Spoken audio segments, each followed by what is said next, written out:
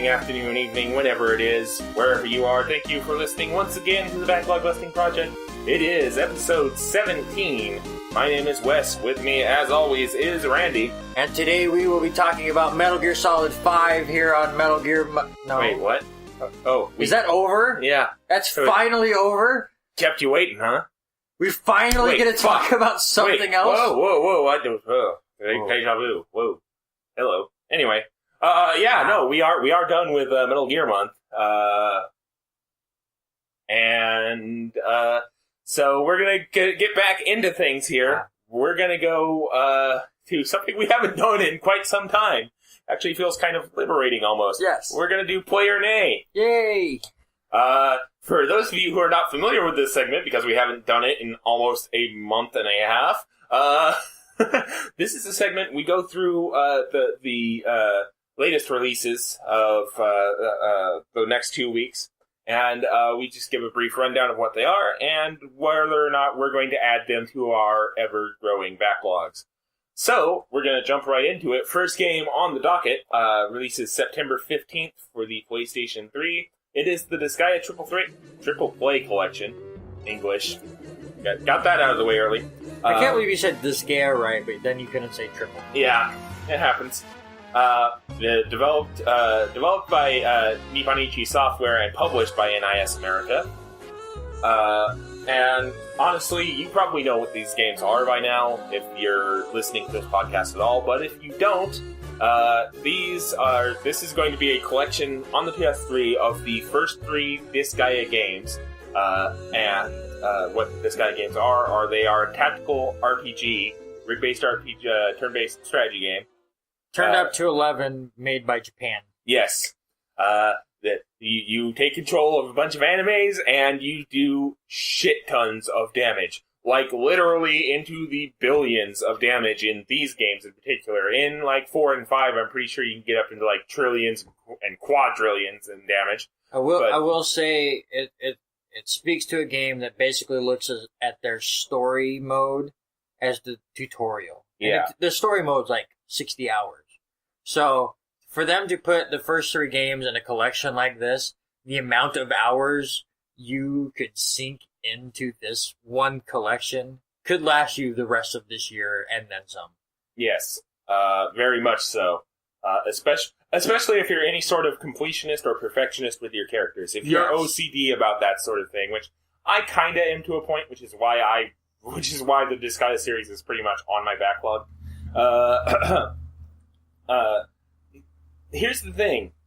If you're a fan of this series, you probably already have these games multiple times over. The fact that this series is on this re-release collection is on PS3 is a little bit on the interesting side. I'm assuming it's a move to try and get people interested in the series ahead of Disgaea 5 coming out in later this year. I think in a month. Yeah. Actually, Sean's has the review copy of it. He's been playing it. Sean Garmer, of course, 411, name dropping. Yes, podcast dropping. My sports podcast buddy. Yeah. Go listen to Football to the Max and it's not Football to the Max. It's Football to Football. Oh, it's still Football to Football. Yeah, okay. I got vetoed on my clever name change. But part of the To the Max network of podcasts, including Wrestling to the Max, is the one I was about to go to. Anyway, back to our podcast now. So, yeah, this seems to be a move targeted at getting people to get hyped in advance of Disgaea 5, but that's on the PS4. So, I love the games, but I'm not sure that this collection is exactly what we're looking for here. So, for the games, I'd say play, but for this particular configuration, I almost want to say nay, if that makes any sense. Yeah, no, it makes perfect sense, really. I guess, again, if you're a completionist, a reason to get this collection is I'm sure there's a ton of trophies on it, and Disgaea 1 and 2 were both on the PlayStation 2. I think the 3 was the first one that made it on PS3. Trying to scan my game collection. Yes, Disgaea 3 is PS3. So those two didn't have trophies. Mm-hmm. So that could be one if thing. you're a trophy whore, yeah. Yeah, so that's, trophy aficionado. Yeah. So that could be one thing. I have personally beat the first 3 games. I've yet to beat the 4th one, but I've beaten the first 3. I don't see myself getting this collection just, again, for the amount of hours you'd have to put through it. Mm-hmm. But if you have never played these games and you're curious, it's a great collection. I just wish it was for the PS4, not the PS3, but what are you going to do? Yeah. So, that's kind of what we're doing with Disgaea there. A little on the weird side, but what are you going to do? So we're going to move on to the next game on the list here, and Randy's going to be talking a bit more about this one, because all I know is what I have written down in the notes for this, which would be, this game is called Typo Man. It's releasing on September 16th for the Wii U, and it's developed and published by Brainseed Factory. Yeah, so I've watched a couple videos on this game, and it is like Limbo meets... Oh, what's the typing game that I'm blanking on that was on the DS? Oh, God. On the DS? Scribblenauts. Yeah, Scribblenauts. So it's Scribblenauts meets Limbo, from what I've seen. So it has that darker feel of Limbo, but it's all about making words. But instead of typing things out like Scribblenauts, they have letters and stuff kind of on the screen, and if you put them together to spell a word, whatever that word you create will help solve a puzzle. Mm-hmm. And it looks like it kind of gets more and more in depth as you go. So like you'll push one U up to a P and spell up, and then the elevator will go up, mm-hmm. and then from there it seems like you have to get more and more in depth with mm-hmm. your words and stuff. So this is a play for me. I love puzzle games. A game that we're going to talk about here in a little bit. One of the things I loved about it was some of the puzzles it came up with. So I'm always a big fan of that, so something like this definitely has my attention. And it's a Wii U game, and I need another one. Yeah. So, there's a play for me. Even though we have already, I'm looking right at the one that's probably going to be the Wii U game of the year. Yes. Which, we'll get to that hopefully sometime this week. But, this game, from what brief bits I've seen of it, looks interesting. I was aware of the general premise of it. I was just like, that's kind of intriguing. I have not seen any footage of it, but from the description Randy gave me and the concept I knew of it, I'm more than happy to give it a play myself. So yeah, there you go. Sight unseen play. Why not? This next one though, I am not impressed by what I saw. I'm a little nonplussed by what I saw, actually. It's Extreme Exorcism, coming out September 23rd for the PlayStation 4, PS3, Xbox One, and Wii U. That's an interesting combo. We'll get to that in a second, though. Developer Golden Ruby Games and published by Riftstone. Yeah, so this game, from what I've seen of this one, makes no sense. It looks like you can play up to 4 players. It looks more like a party game, kind of like the Towerfall Ascension group, which I guess is a great comparison because the graphics are very similar. And with doing very little research because I'm lazy, it might even be made by the same people. It graphically looked a lot like Towerfall to me. And from what I could see, it's you jump around and you kill an enemy, and that's round 1. And then round 2, it's that enemy and the ghost of the first attempt. Shush. It's the enemy and the ghost of the first attempt that you did are now bouncing around and you have to kill them. So every time you do a round, whatever you did becomes a ghost, and they do repeat your same actions unless your actions did not take that long, and then it goes all willy-nilly. I didn't understand it that much. I'm not, whatever. It's a nay for me. Yeah, I'm not exactly a fan of what I saw of that either. I was trying to look up that what you brought up with maybe being the same developer, but my phone is deciding not to cooperate. So I'm going to just go ahead and give that a flat nay myself as well. Not exactly the most interesting gameplay in the world, from what I saw. So we're going to move on to the last game on the list here. And this one is one that I'm going to take a little bit of the lead on, hopefully. It is LEGO Dimensions, coming out September 27th for PlayStation 4, PlayStation 3, Xbox One, 360, and Wii U. And I just realized I forgot to say what I found weird about Extreme Exorcism. If our notes are correct, it is not coming out for 360. Because Microsoft is taking the lead of going, let's go, Xbox. Yeah. Everyone go to Xbox One, and they can probably force that through for digital stuff like Extreme Exorcism, yes. Whereas LEGO Dimensions, since it's developed and published by Warner Brothers Interactive Entertainment, Warner Brothers has the clout to go, no, we're releasing a 360 version. Go fuck yourself. So, LEGO Dimensions is the LEGO entry into I guess you'd call it the living toys space. You know, like Skylanders, which also has Skylanders Superchargers coming out on the 20th. We decided not to cover that and cover Dimensions instead here in the podcast because Dimensions is relatively newer. Basically, LEGO Dimensions looks amazing because now they have the entire LEGO subset to draw from. So I remember seeing stuff announced for like Portal, Lord of the Rings, Batman, you know, pretty much everything that they've made a Lego set of or a Lego game of should eventually be coming to LEGO Dimensions. And that is fairly exciting to me, even honestly, just for Portal.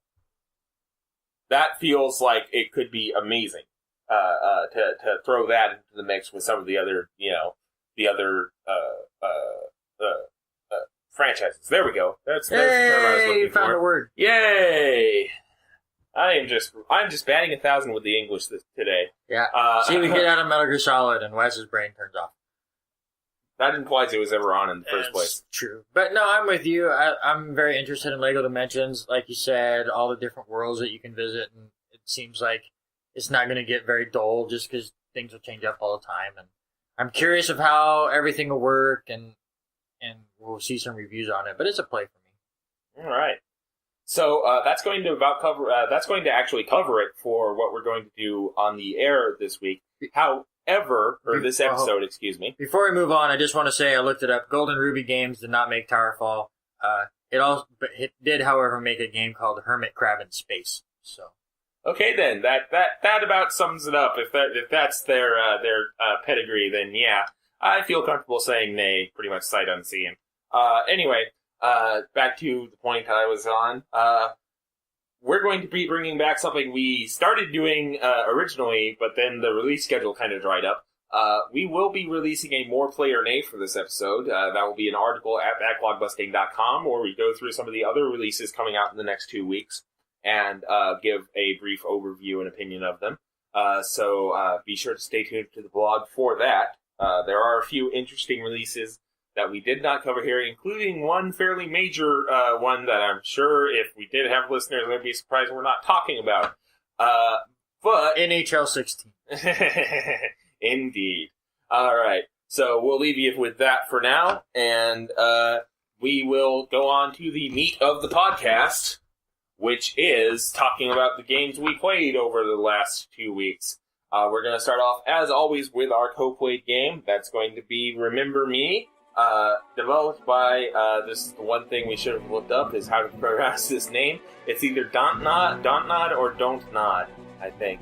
Entertainment. I don't know. Yeah, and if both of those are wrong, I apologize. That's on me. It was published by Capcom and released June 4th, 2013 for the Xbox 360 and the PS3. The reason why I made that boo-boo is because I was reading ahead to June 3rd, 2013 was the game's PC release date. It released a day earlier. This game is a action platformer, I'm going to call it,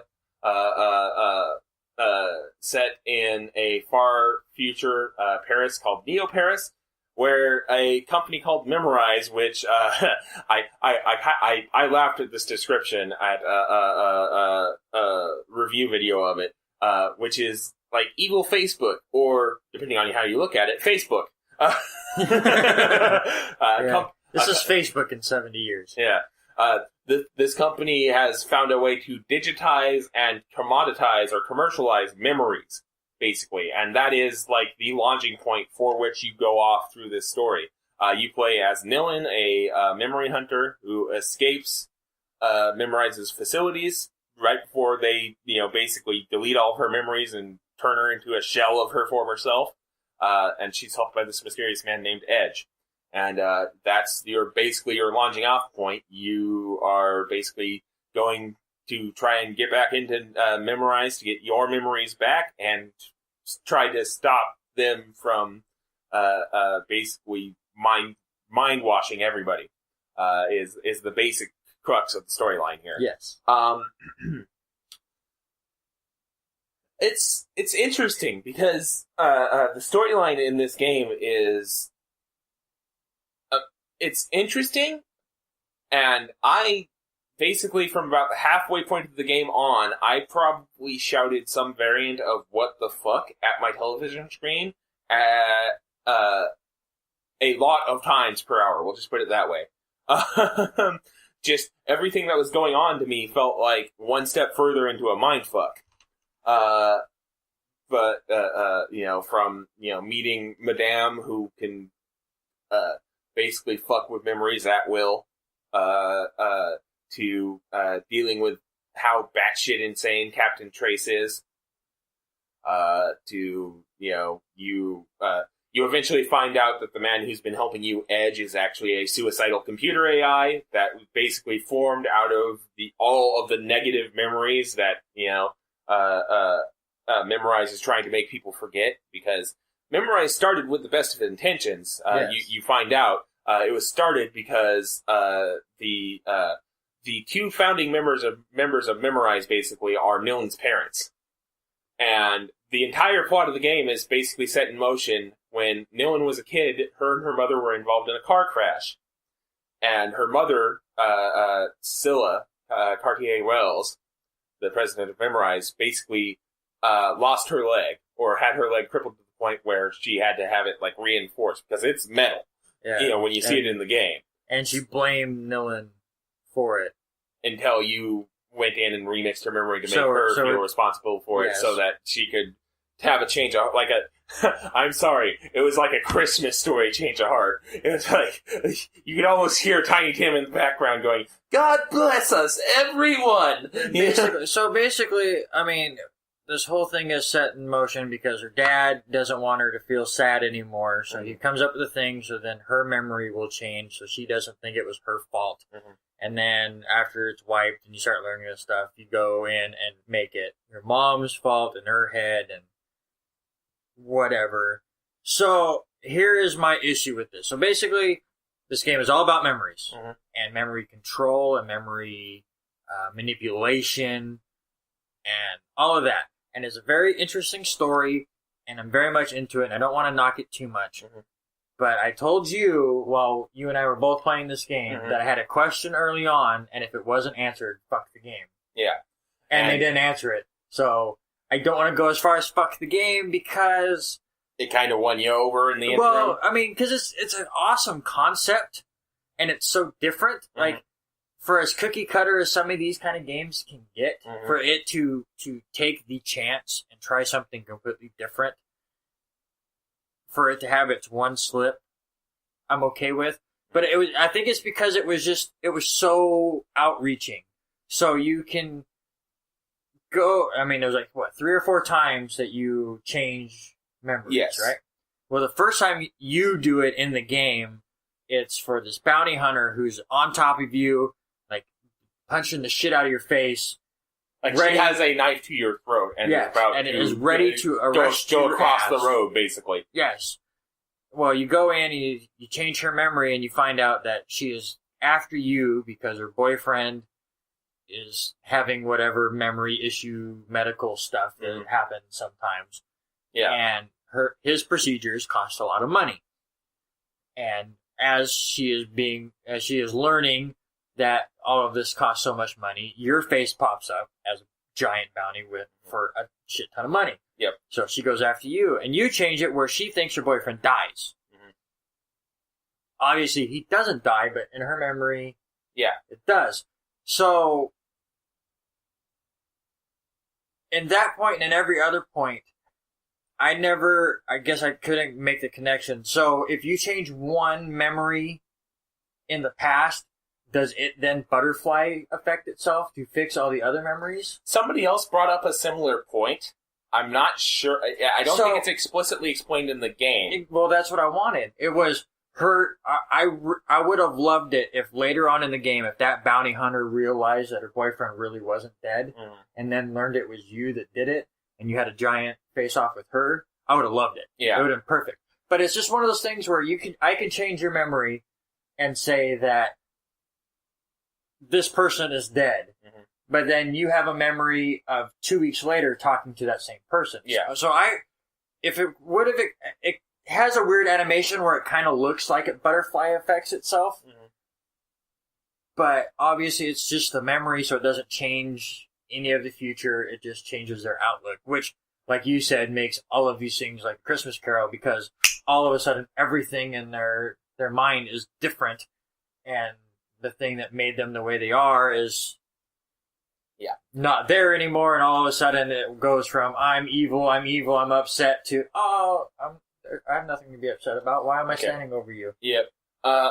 Let's see here. I'm gonna go through each time you remix the memories real quick and see if I can't reason out a few things here, because I never really looked at it that way until I made the Christmas Carol joke comparison. I heard that in the same video. I heard the other thing I mentioned from, which I already forgot. But Olga, the bounty hunter, I believe that memory was relatively recent. Like, it can't have been more than a few days old, because Millen has a bounty on her head because she escaped. Now, I totally understand that. But are you telling me that her boyfriend never reaches out to her? The doctor never reaches out to her saying, what about him? I'm talking, like, within a few hours. I know, but I'm just saying, from then on. Well, because you remember, that's, this is getting into story details. Remember, that's Dr. Quaid. That's one of the main antagonists of the game.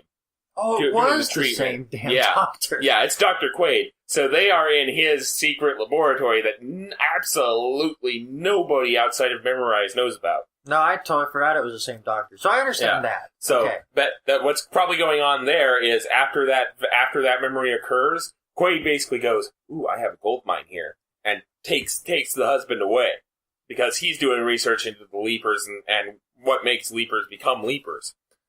By the way, the main enemy you face in this game are called Leapers, and they're basically people who have become addicted to the feeling of taking in digitized memories, even if they aren't your own. So I got the feeling that, since number one, it's a relatively recent memory, and like almost literally just happened, because another thing is that's the first time Nilin does a memory modification post-wipe. So she's probably just like on instinct doing this, and all of a sudden, oh hey, I'm remixing a memory. What? Huh?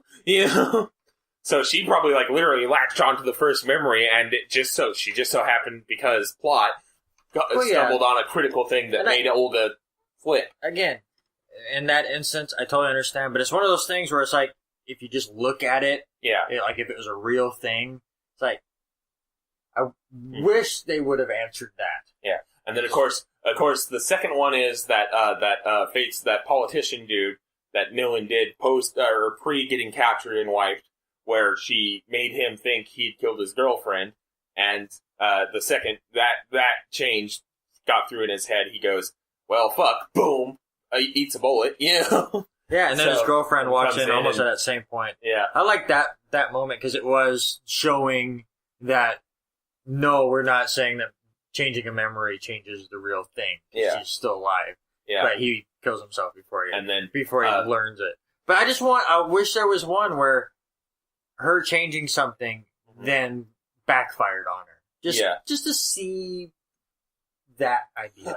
I think what they were trying to say though was the politician kind of backfired on her because it made her start questioning what the hell was going on. Yes. And maybe that led to her like slipping up and getting captured. I'm just spitballing at this point. It's totally fine. And like I said, the story itself is very in depth, and that's why I didn't, like I told you before, if it didn't answer that question, then fuck it. But it did such a great job with everything else and making you believe this universe in the 10 hours this game is. Yeah. It created this universe that, like, at the beginning, if you've never played this game, you're probably going to be like me, where like that first hour or two, you're going, oh, if I wasn't playing this for the podcast, I just don't see it. It just, I mean, there's so many weird things to it or whatever, but once you actually start getting into it, the universe itself is really cool. This game is very much a slow starter if you're,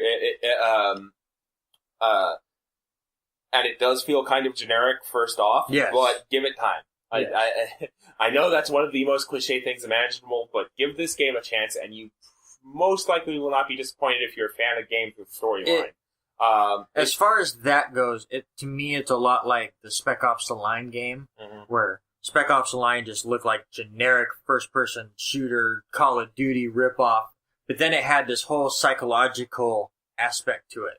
And that's kind of what Remember Me is, where it's like this generic Tomb Raider-y, Uncharted ripoff, but then it has a psychological side to it that none of these other games have, that takes it in a whole different route. That is an interesting comparison because I wouldn't quite go so far as Spec Ops: The Line, because Spec Ops: The Line starts out generic intentionally. Because Spec Ops: The Line is trying to force you to go, hey, this is some pretty fucked up shit. No, absolutely. I'm not saying they go the same way, but just as far as the reception you would get, if you sat down and only played both of these games for an hour, compared to completing these games, are completely different.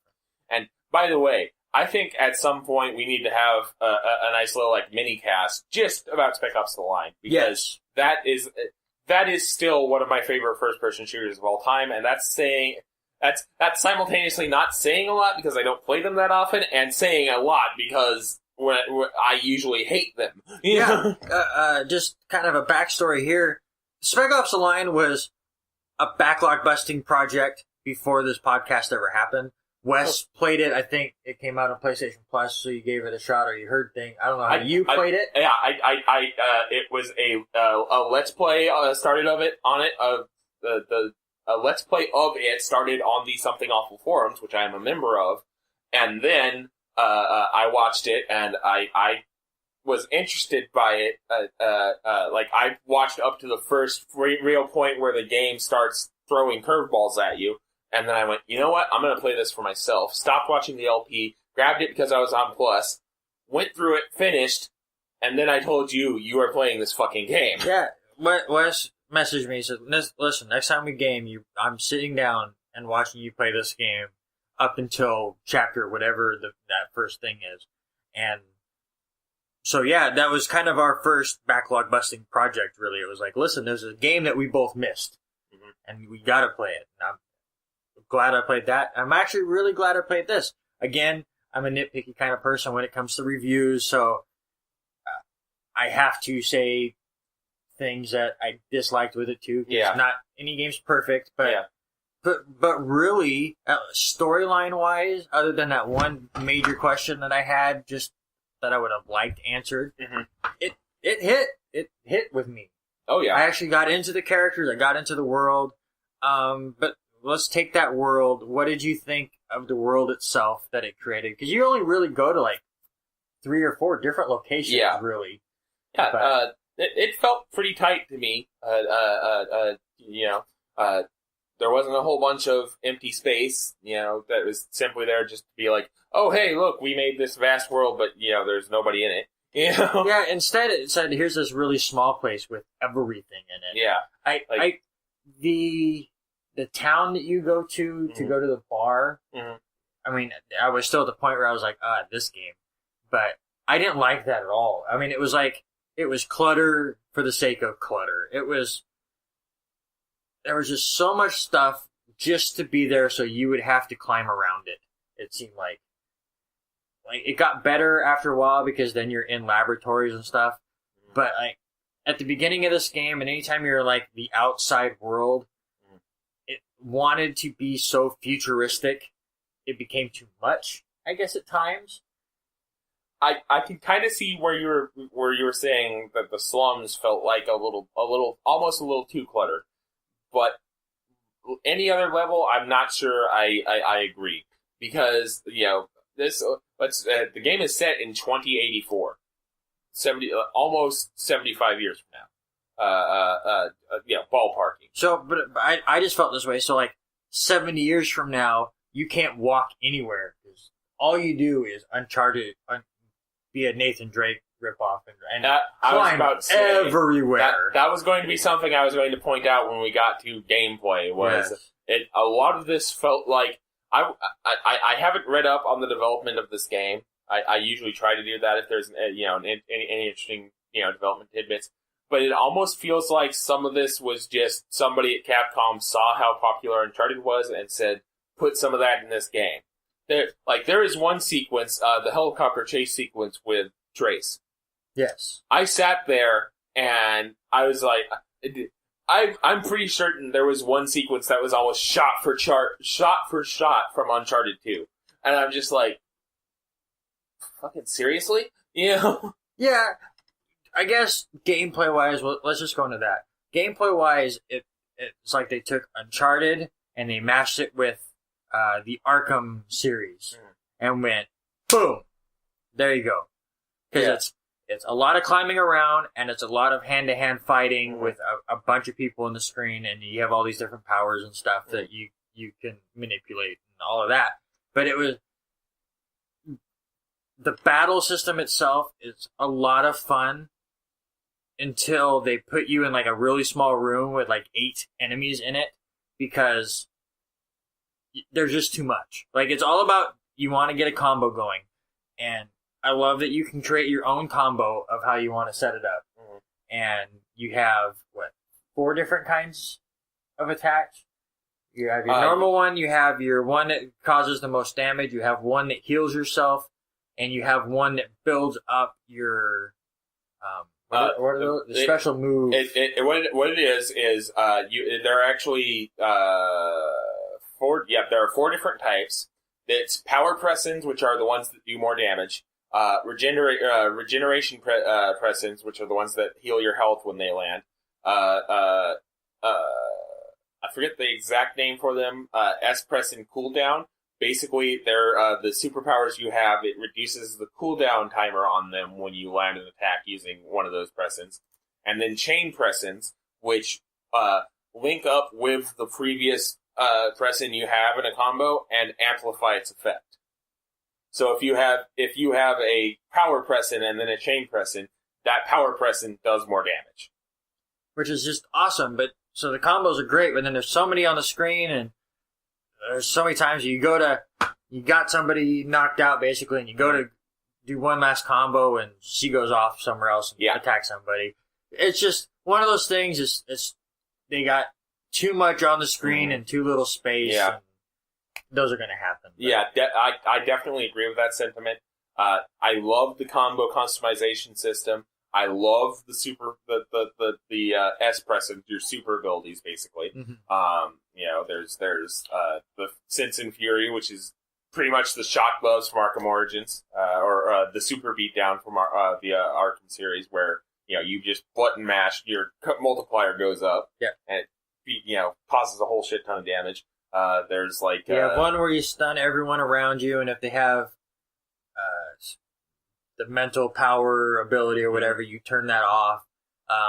That like disable their cloaking, basically. Yeah. Which, by the way, fuck invisible enemies. I will totally agree. Those are like that. Those are tougher than most of the bosses.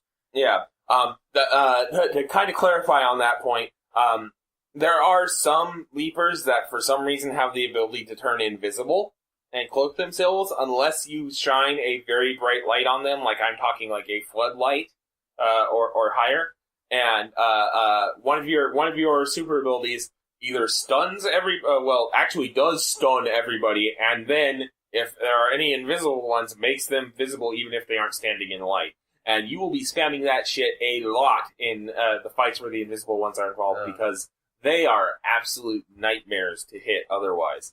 And then there's robots out there, and you can take control of one for a short amount of time, and they will attack people. And then they'll self-destruct. That one I actually felt was the most overpowered one. Outside of maybe the camo one where you turn into your stealth and you have 30 seconds to go get behind somebody and do a stealth kill on them, basically. Yes. But Rust in Pieces is the robot control one. And basically, there's one specific enemy, robot enemy, that gets into close quarters with you by basically dropping on you and then, like, throwing up an energy shield and shockwaving. If you control that guy, what he'll do is he'll suck everybody in and then immediately shockwave.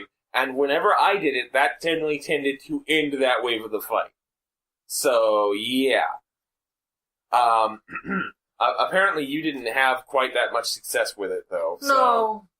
I mean, it definitely cleared some things out. It would usually kill one or two of them and then have the rest of them weakened where I only had to hit them a couple times and then the fight was over. Yeah. So I kind of agree. Maybe it was a little overpowered, but you got it so late in the game that it felt like a reward for getting that far, I guess. Take it a step forward. What did you think of the bosses of this game? I mean, there's only a few of them. There's only really 3 boss fights that I would say boss fight. There's Madame. And now that I've said that, I've forgotten what the other one is. Because there's Madame and then there's Edge. I'm thinking of ones that literally throw up a health bar on the screen. Well, you also have the first time that you fight one of the giant robots that I can't think of, the super police ones that you basically have to destroy each arm. Oh, yeah, and Zorns. Thank you.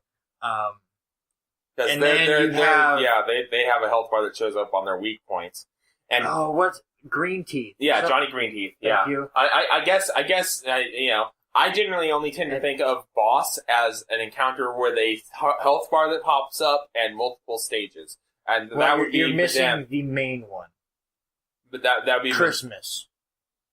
Oh God, the dude that thought he was in the WWE at all times, which was fucking amazing. Which is the first boss, and that's where I started liking this game. Basically, this guy comes down and he starts talking all loud and boisterous like he has a crowd, which he kind of does. He's live streaming, basically. Yeah, he's like on Twitch. You know? Yeah, he's a Twitch bounty hunter or something. Sorry, Neo Twitch, because it's future. And then all of a sudden, these ropes kind of show up, and yeah, he makes a ring through holographic projection, like augmented reality projection. It's pretty cool. I and like that video fight. Screens and pyro and everything. And it was pretty fucking amazing. I can't believe I forgot him either, because that was about the point where I started I liked it before that, but that was the point where I went, okay. And that's actually the only boss that you fight one-on-one.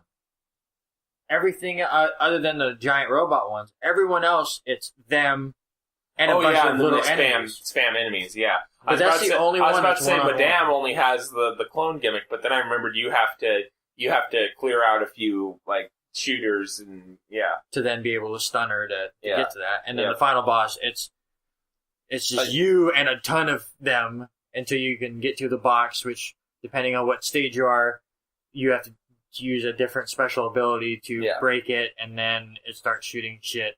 And holy hell, that final section of that, where he is shooting shit at you at all times, and there's 15 goddamn enemies on the screen, and I'm sitting here with half a life bar left, cussing, going, let me get a combo in with the health. Yeah. Just one time. That was a great boss. I'm probably going to make you feel really, really angry right now. But you do know that on the last phase of the Edge fight, if you use the stun, it will clear all of the enemies, and then you only have to deal with him raining death on you. But I needed to use them to cool things down. Oh, okay. I needed space. I did that once I got the box ready to just be shot at, but I needed, there was so much going on. I needed them for health. Yeah. I just couldn't get it. Yeah. So, this game, the only two minor nitpicks I have with this game, because I didn't quite have the same issues. Sorry, I'm probably overstating this. Yeah. But not like you seemed a bit. You had a bit more nitpicks with the story, I guess I'm going to say. Just the one. Yeah. I had the one nitpick. Yeah. Whereas I was just kind of like, yeah.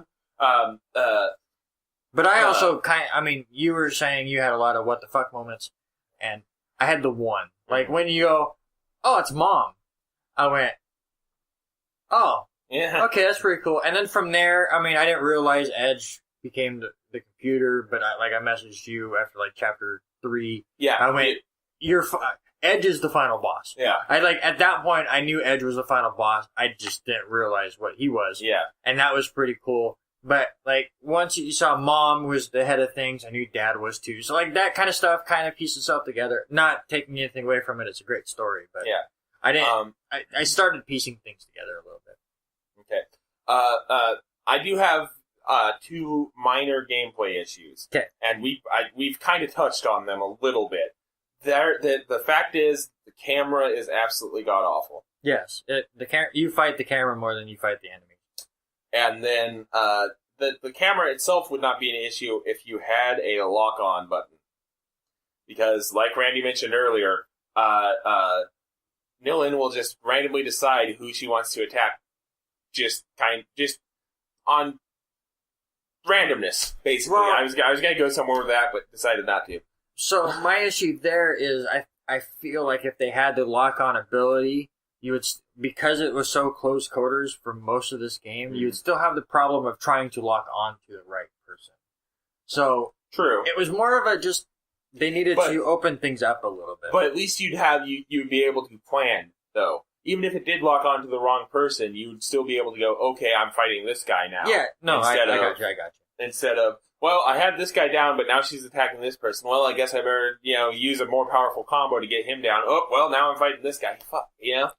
No, I got you. Especially later on in the game when you're fighting 4 different types of enemies that need certain things. Like, there's the kind of soldier that basically is covered in electricity, so anytime you hit him, you take damage, so you want to make sure you're using your healing attacks in the middle of it. And then, so when you get in there and you have, like, this one needs this kind of attention, and this one needs to be stunned, and this one needs to be that, then, yeah, locking on and going, okay, I'm focusing on this first would have been great. Mm-hmm. But before we move on, like, to end this discussion on the game, there's one piece of this game that I really want to bring up because I loved it so much. You kind of talked about the helicopter pilot, I'm blanking on his name. Trace's craziness. His craziness brought up some really awesome puzzles. And that's the one thing that I was surprised with this game. Is like it didn't happen early on, but like chapter 6 and 7, all of a sudden it introduced like these crazy puzzles that actually made you think. Like some of them were pretty easy. Mnemonics. Yeah, where he like just starts going off on like this poem, but it gives you the clues that you then have to sit and think about to either put in a code for the door or like one that was really clever but wasn't that more difficult is you had like this statue hologram thing of a father, a mother, and a daughter, and he goes, well, the father loves the mother but doesn't listen to her anymore, and this and that, so like each one has a different emotion around it, and you have to turn it so the right emotions are going to the right person. That kind of stuff I wish they would have done more of, because they did a great job. Yeah, the 3 times he gives you a puzzle are pretty fucking amazing. I will say I got stuck on the one where you have to move the letters up and down, because I misheard him. The first 10 times I had him play, I replayed this stupid thing over and over, because I got the first 2. Mm-hmm. You move the error and you move the head, which was the first letter. Mm-hmm. And then I kept thinking he said the N in evolution, not the end. Yeah. I did the same kind of thing. So I started searching around for any N. I went back to, there's a word that had an N in it, and I moved it up, thinking, oh, that's it. But yeah, I did the same exact thing, because I thought, I read the subtitle, and he says the end of evolution, which is, the way the word is spelled in English, but the phrase on the wall is memorize hominis evolutio, which I believe hominis evolutio is human and evolution in Latin. Future me show notes, please, on that. And I read the subtitles, and he actually says evolution, so I thought he meant, since he says end of evolution, I thought he meant the N as well. So I did, moved the R and memorized, moved the H in homino because that's the head, the start of the word, and then I moved the N in homino because that was the only N. And I was like, wait a second, huh? And, well, that didn't work. Oh, okay, I guess I just overthought it because evolutio is evolution, so I'll just move this, and there we go. Instead of saying end, I thought I kept saying in. I'm like, but there's, whatever. Yeah. But other than that... So we both had the same error, but we kind of got to it different ways. Yeah. Which is actually kind of funny when you think about it. In conclusion, we both ended up, I think, finding a kind of a diamond in the rough sort of game here. And it's a diamond in the rough that, without this project pushing me to actually get through it, would still be a diamond in the rough. Again, if you haven't played it before, and now you're kind of curious about it, get to Chapter 3. Yeah. If you can get to if you go through Chapter 3 and you're still not into it, you're not going to be. Because that's when it starts getting to its stuff. But Chapters 0, 1, and 2 are kind of generic and basic and setting things up. But once you hit Chapter 3, that's when the game really takes off. Yeah. And you may also want to, invent memory-altering technology, because we did give away a lot of the twists in this game in this discussion. So, about that.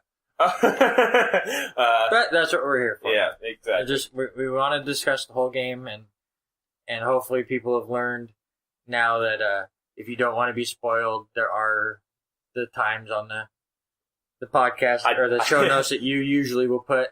I was just thinking about that. I did do that for a while, and then I stopped doing it. And I know there have been multiple times we've spoiled a lot of shit, and I haven't put spoiler warnings. I will definitely be doing it with this game, though. So. But again, for the last month, we've been doing Metal Gear games, and all we've said in that is we're spoiling the hell out of them. Yeah. So you don't want to put show notes, spoiler warning from 1 second in to 1 hour in. Yeah. So, but no, I mean, if you're curious about this game, definitely go check it out. All right, so we are going to move on now to Randy's game. I'll let you introduce this one.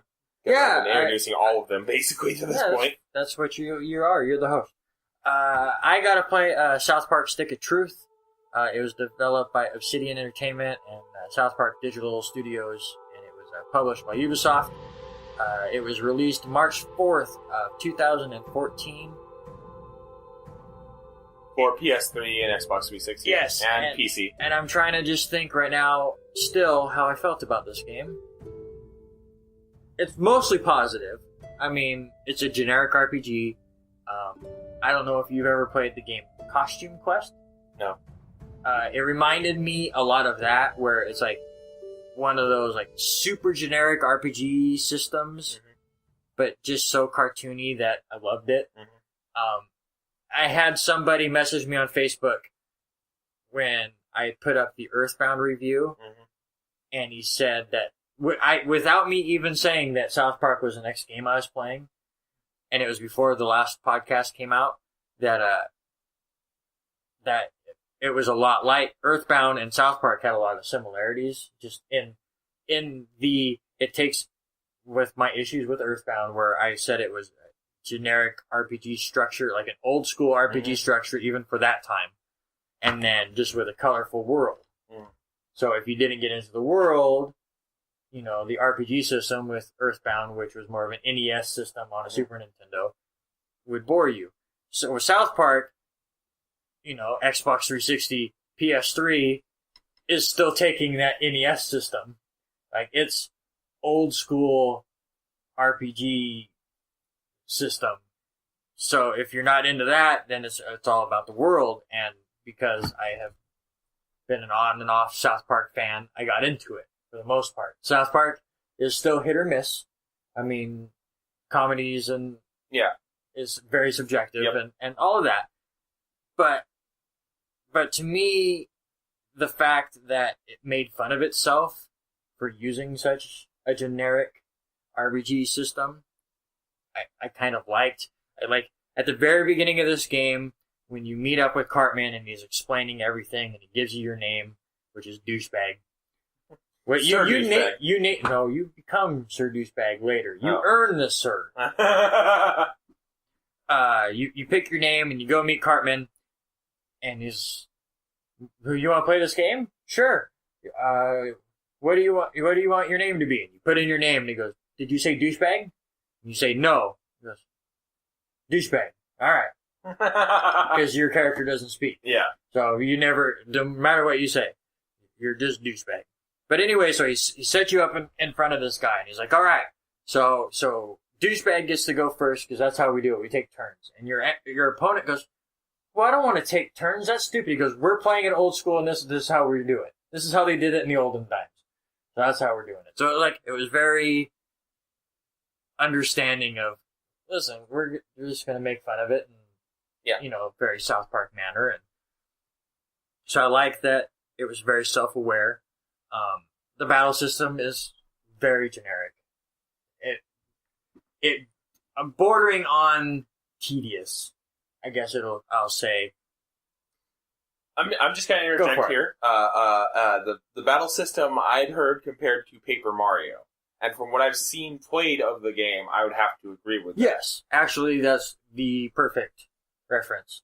So if you're not into that kind of system, and I enjoyed it, but again, you play it for 10, 15, 20 hours without it changing that much. Yeah. It can get tedious. What I do like about it, and with Paper Mario, it has a lot of in-combat commands, so you can get that extra boost if you hit the button at the right time. Block it if you... Time hits. Yeah. Sorry, I just had the dialogue from when you first learned about those in the original Super Mario RPG flash through my head, where the Toad's just yelling at the Goma, "He knows about timed hits!" It's just like, yeah, sure, you tell that Goomba. Anyway, moving on. So the game basically starts in what I felt was amazing fashion. You are now part of these wizards, and you're the human clan, and you're battling against the group of elves over the stick of truth. And what I loved about it, it was just a giant group of kids in the small town doing what we all did when we were kids, just coming up with whatever, and have crazy imaginations, and just having a good time for an afternoon. Or this would go on for many afternoons. But it was all about the imagination of it, which is why when you got into battles, everything became bigger and all of this. But then when they would show it in real life, it's like he's holding a stick. Yeah. Like just a legit stick. So I really liked how, yes, it was a bunch of kids doing all these crazy things, but they were just straight up saying it's imagination.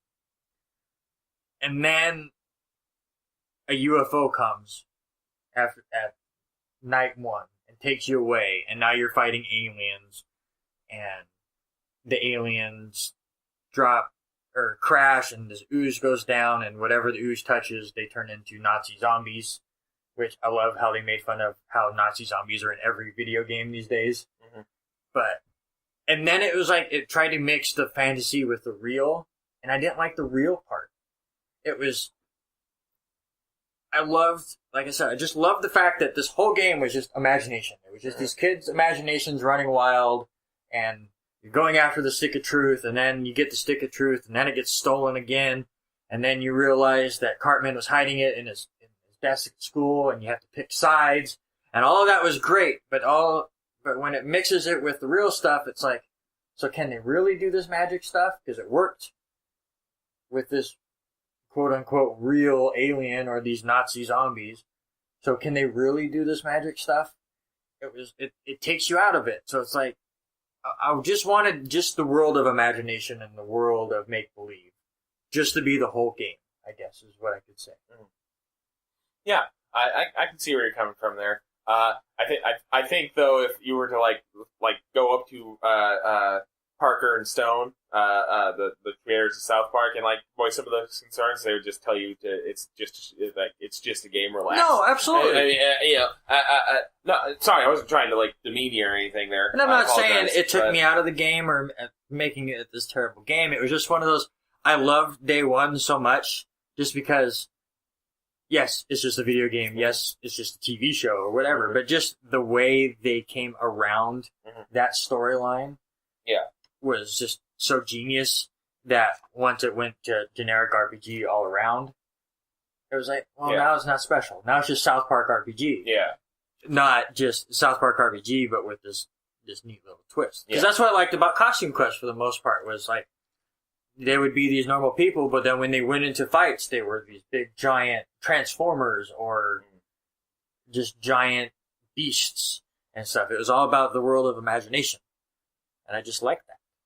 But all in all, it's a good game. It's very short, especially for an RPG. I think I beat it in 9 hours. So, like, when the game first came out, I believe I talked to Sean about it, and it was $60. I would have never paid $60 for this game. Yeah. 30 sounds right. So, I mean, if you can get it under 30 if you haven't played it, the time you have with it is very enjoyable, but there's not that much to it. Another issue I had with it is, obviously, you're in the town of South Park. It's not that big. And you have free reign of it the whole time. Yeah. So... once you kind of get through that first day and it kind of goes, go up to the top left corner of the town for this and you've gotten everywhere and you get all the checkpoint flags and stuff, it becomes okay, go here. All right, well, open the menu, fast travel, the 2 blocks over here, and it just becomes nothing. I mean, because just after a while, there's just nothing to explore. Yeah. So I guess what I'm saying is I'm super excited for the next one. I was going to ask that. I think it's going to be, just so much bigger. Because, they joked about it. It's like, well, now we know how to make the game. Mm-hmm. It seemed like this was kind of their test. That, and they don't have to worry about changing publishers halfway through this time, hopefully. Because that was one thing I kind of wanted to touch on a little bit, is this game very, very nearly got caught in the sinking ship that was THQ. Oh, THQ. How I don't miss you. Because originally this game was being published by THQ, and it was kind of in development hell even with THQ, and then THQ went bankrupt, and, we didn't know if anybody was going to pick up Stick of Truth or not, and then they got picked up by Ubisoft. That was a bit of an interesting little moment there, and you could tell that Trey and Matt wanted to do it, though, because they had, that Console Wars miniseries of South Park episodes good to go. And they wanted, you could clearly tell in the episodes themselves that they wanted to release this with the Stick of Truth, but they couldn't wait anymore. They had the content basically in the can, and then all of a sudden, well, shit. Yeah. And I will say this is just a giant episode of South Park, which is wonderful. You have all of the, the underpants gnomes and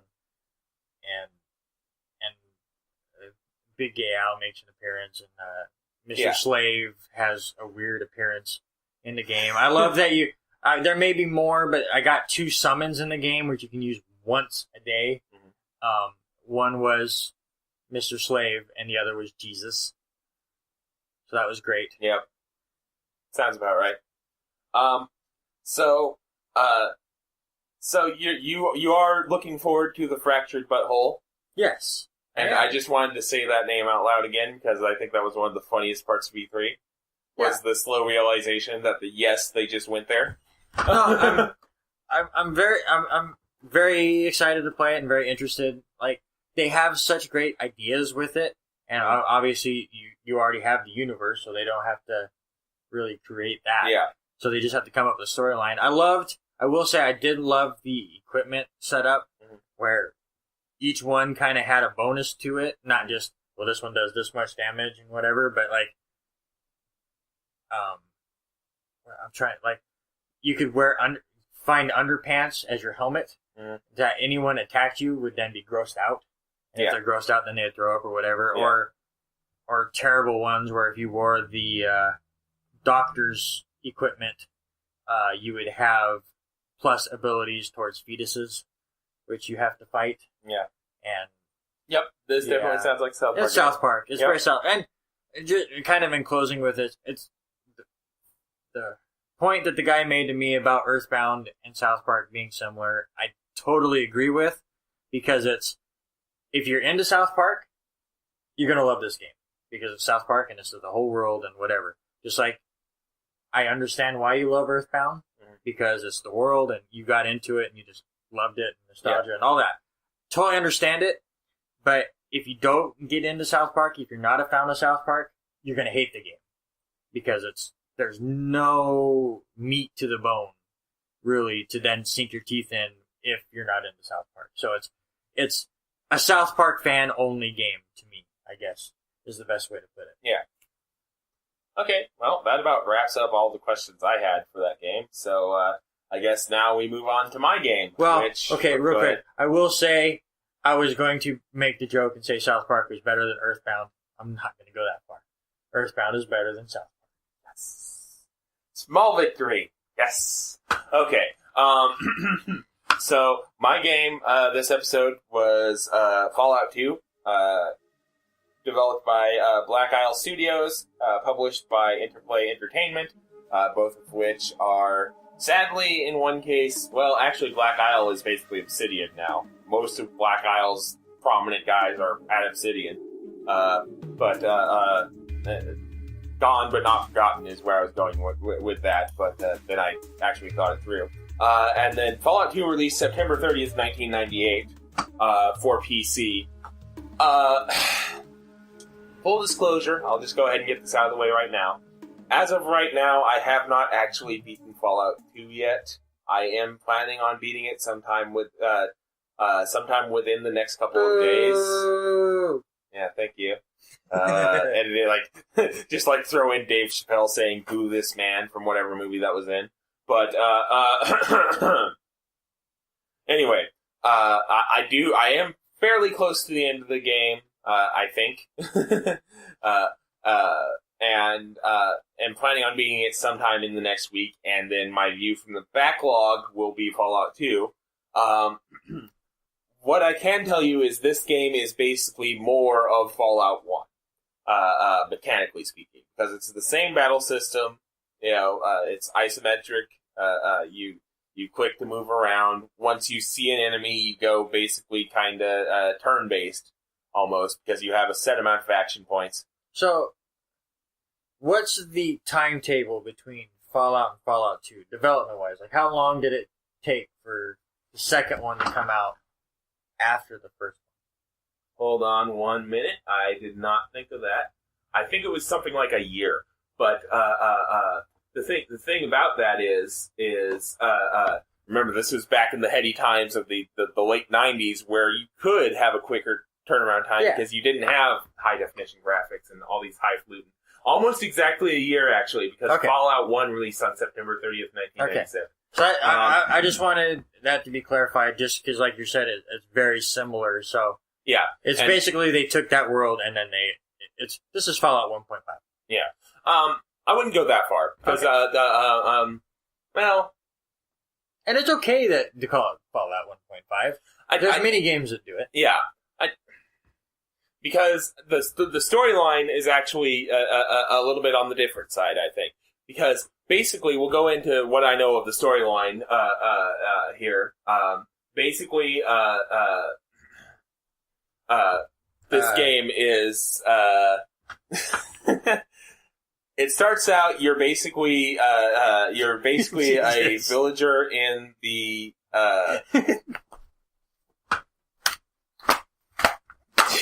I hope that caught on the fucking microphone, asshole. I hope the sound of me hitting you with my fucking mouse pad caught on the... Sorry, I want to make a YouTube video of this and just count the Hey, count the fingers, asshole. 1. Okay. 2.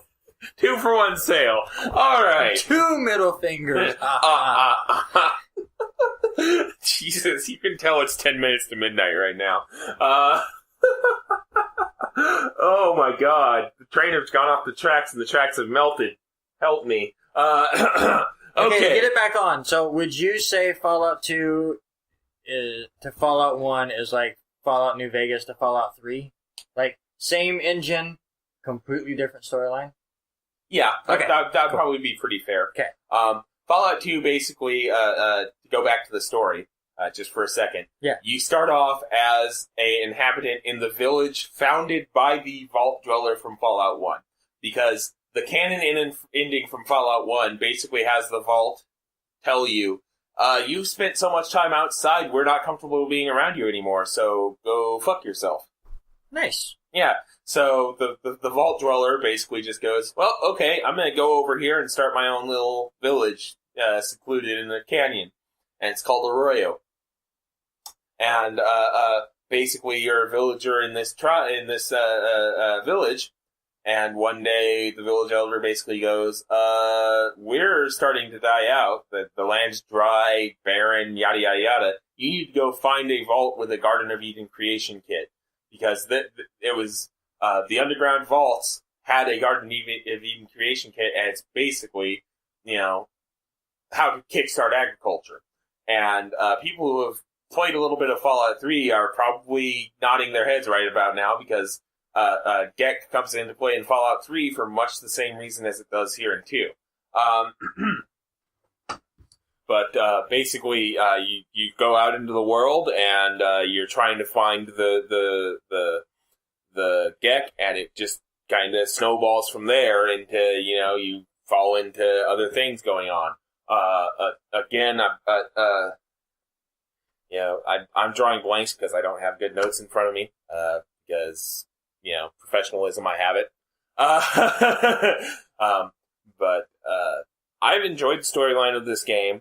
I've enjoyed the additions to the combat because instead of just kind of one type of weapon that the original Fallout had, they expanded a lot on the weapon system and basically the item system in Fallout 2. And like I've kind of been saying, it is basically Fallout but bigger, mechanically speaking, or I guess item speaking. I'm going to go with, because there's a lot more. There's new types of items, and then there's more of those items. Like, you actually have, instead of just like one minigun, you have multiple miniguns to choose from, sort of thing going on. But Fallout 2 has been an enjoyable experience for me, and I'm glad I went back and played these two games because I've liked them. I've never been too much. I didn't think I was going to like the original 2 because they're PC RPGs from the late 90s. Yes. So which I can imagine do not age that well. No. Although I will say I had less of that kind of problem with 2 than I did with 1. It may have just been me just not remembering from 1, but I felt like 2 had a lot less control issues than 1 did. So,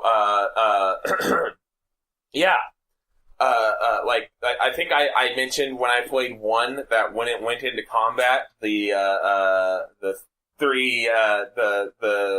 bottom third of the screen, if you moused over it, things would reset. That seems to have been fixed in Fallout 2, or maybe I was just insane in Fallout 1. So there are some quality of life improvements in the battle system. And, I'm really struggling to come up with negative things to say about this that aren't also just Fallout 1. Because you're just way more positive about video gaming than I am. Yeah, I'll cop to that. Which is funny because I think if you go back and break it down, I think I've not liked just as many of the games I've played as you have. Yeah, I'm just talking about. Yeah, I can love the game, but I'll still rip it a little bit. Yeah, but whereas I'm willing to forgive a lot of stuff if I like the game's storyline, I'll be a lot more forgiving about bullshit and the mechanics, the actual video game part of it. Yeah, so I've enjoyed the storyline, and once I got used to it, I've actually kind of enjoyed the battle system. That is one thing I did want to mention. Fallout 2 seems to start out in a lot less of a player advantageous position than you do in Fallout 1. Like, Fallout 1, I could wreck face in combat immediately. Fallout 2, I spent, and this is actually documented, like, I streamed Fallout 2 for several sessions, and I literally game overed in the Temple of Trials, because I was still getting adjusted to the battle system, and then you start with a spear that you miss 2/3 of the time with. Do you think that it was a decision by the developers that basically went 90% of the people that play Fallout 2 are going to be Fallout 1, aficionados, so let's test them out, let's make the game a step more difficult? That's entirely possible, yes. I won't go so far as to say as that was their intent, because obviously I'm not a member of Black Isle Studios, or I would not be doing this podcast. And I would also probably be about 20 years older. But, there's definitely a feel of this is, if you're playing Fallout 2, you're familiar with Fallout 1 and the battle system, so here you go. But yeah, I definitely was frustrated with, oh yeah, sure, let's start off with a weapon that only hits 30% of the time. Yeah, there's nothing bullshit about that at all. I was not pleased. And then even when you get your first gun, which is the first gun that I found was a bolt-action rifle that you get one shot and then have to reload. Even that, for the most part, I was finding had hit rates at like 60% at range. And I'm just sitting there like, fucking really? Okay, sure. We'll go with this. But once I got, kind of adjusted to the difficulty curve a bit and accepted that death was going to happen, or, that I'm not going to hit as often as I'm used to in an RPG. Yeah. I found myself enjoying the battle system. The special system is back, of course, obviously, in Fallout, the special stat system. Let's see if I can get this right off the top of my head. Strength, perception, energy, or endurance, charisma, intelligence, agility, and luck. Boom! Take that, nerds! Take that, me! But you rate those each out of 10, and that those affect your, the rest of your system, the rest of your combat experience, and that's basically back untouched from Fallout 1. A lot of the same perks and traits are back from Fallout 1. There are some new ones that are interesting to play with, and again, it felt like you could feasibly make just about any character you want and make it work as long as you play to that character's strength. Like, you can make somebody that just sneaks around and picks all the locks and, fast talks his way out of when he does get caught, or, you can make a big, hulking, dumb brute who only communicates in grunts, and just shoots at everything that looks at him funny with a fuck-off shotgun. And that's another thing I found out is apparently, I don't remember how, no, I read about it while I was kind of doing character prep, but apparently in Fallout 2, specifically, if you make a character of, below 4 intelligence, they are actually, this isn't going to be politically correct, but they're retarded. Wesley. Mentally incapable. Okay. But yeah, they only communicate in like grunts and monosyllabic words. Nice. Yeah, I like that. It's pretty fucking amazing from what I've heard. I did not make a character myself to test it out yet, but I actually might, just because I think that's absolutely amazing. But honestly, I can't really think of too much negative to say about the game. Apart from maybe maybe the difficulty curve could have used a bit more at the bottom instead of starting out high. If you get what I'm saying, yes. A bit more gradual curve up instead of just flip and then going up. So What you're saying is you want a little bit more Devil May Cry 2 and not Devil May Cry 3. I guess so. I haven't played those games, so I have no point of reference whatsoever. I tricked you. Fuck. Anyway. No, for those that don't know, Devil May Cry 2 is known for being super easy because they wanted to take it easy on gamers. And then Devil May Cry 3 was the answer to the criticism of being too easy, and that game is a bitch. Yeah. Okay, then. So, I've really said all I can about Fallout 2 right now, because it's late, I didn't bring my notes, and I'm professional as fuck. Yay! But, and you haven't finished it. Yeah, that too. So if you want to learn more of what Wes thinks about the game, check out his view from the backlog that hopefully will come out in a couple weeks. Yep. And he will fully delve into all of the things he's talked about now on top of everything else and find a way to shit on it, because that's what you do on most of your reviews. True. Except for Fallout, actually, so never mind. The original Fallout I had mostly positive, but let's see here. The other two, actually, no, Quantum Conundrum. You like that one too. And then the other two would be Hotline Miami. And the first one, Hydrophobia. Hydrophobia Prophecy, yeah. And even that one, nowadays, I kind of sit there and I said this in the Hotline Miami review. Hydrophobia Prophecy, I've actually come around on that a bit. I've gone from, not liking the gameplay to going, the Hydro engine was cool and it had cool ideas, but man, is it blatantly a tech demo. Yeah. Like, they're trying to pass it off as this full game, but it's just a tech demo. It's amazing tech, but God, if they'd had just a bit more of meat on this bone, it would be fucking amazing. If they had gotten a little less Uncharted and a little more, Hydrophobia. So, that'll do it for our games this episode. Now it is time to announce what games we will be playing on the next episode. Yes.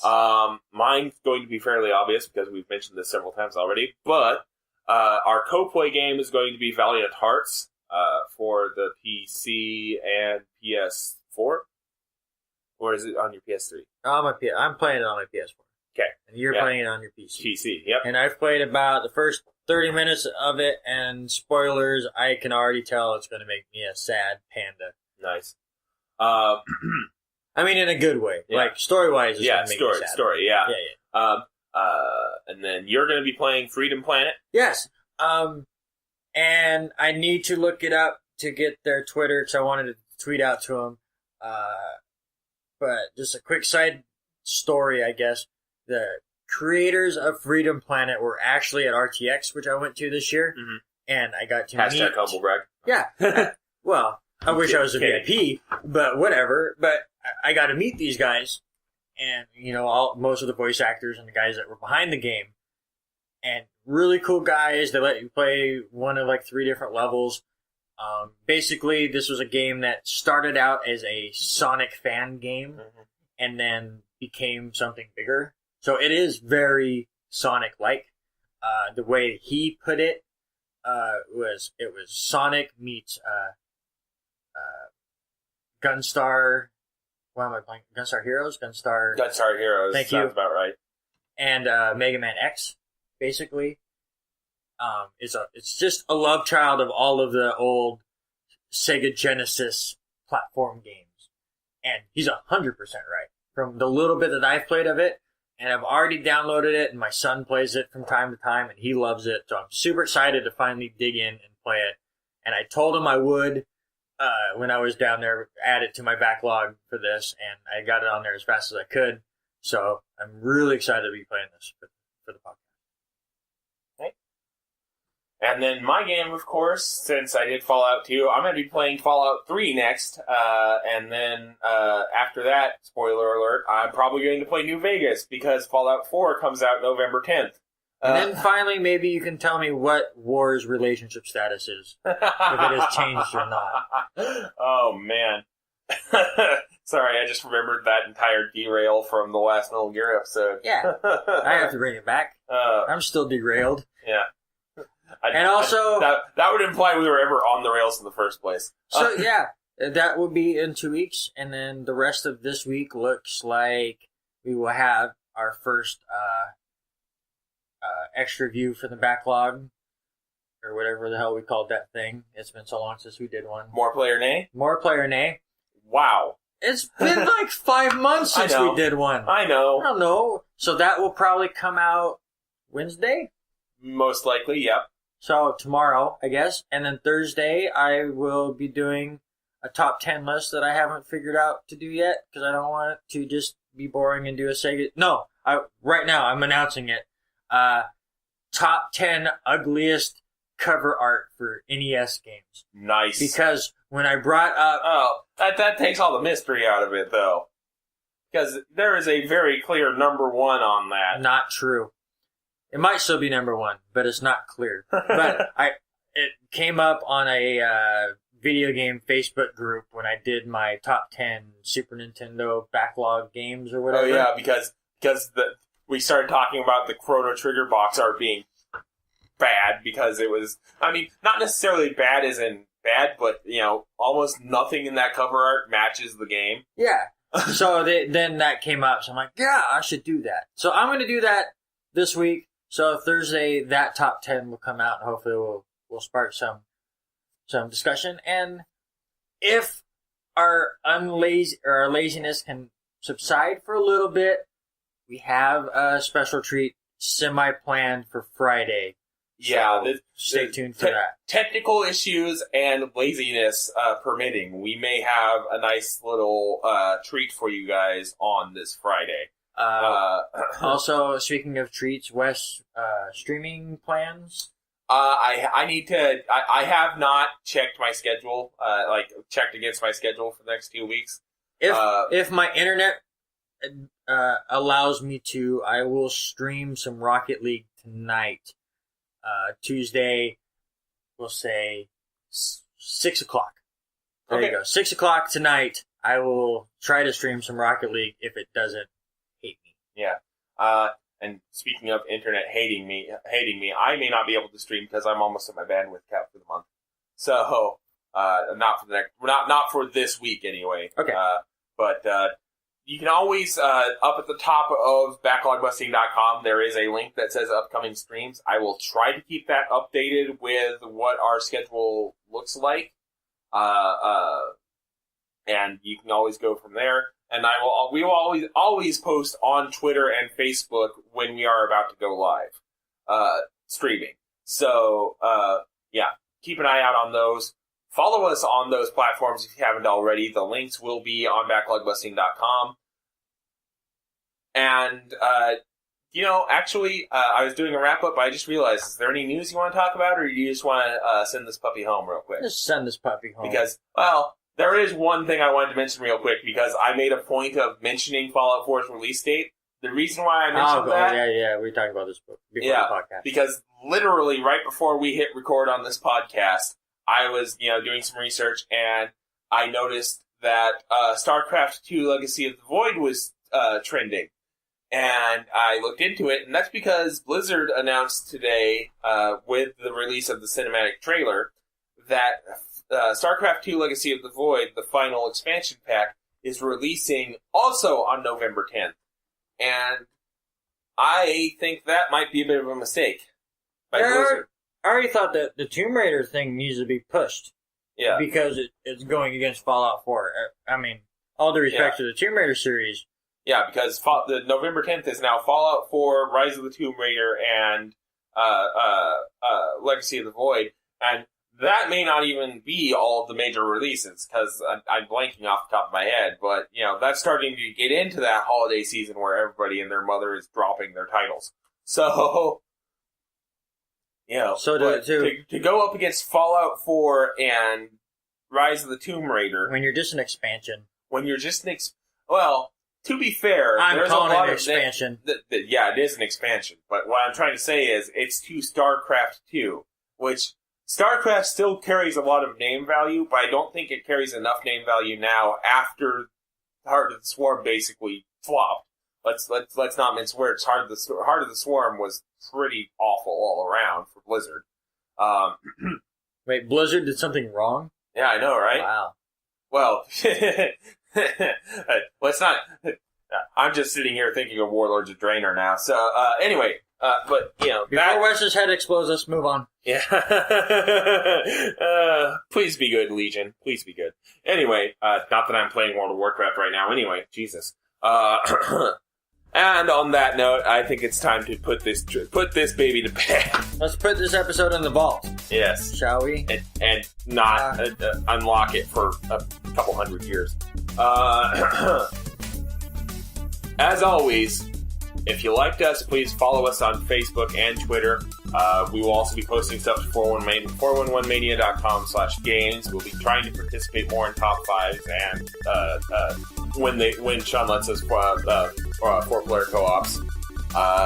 And until next time, play more games.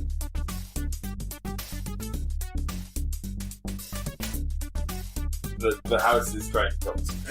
What did the house do to you? Well, I just heard that, like, settling, whatever that was over here. That was Haley in the other room. Oh, okay. Hopefully, that probably didn't pick up. Fuck. Oh well. The whole episode didn't pick up.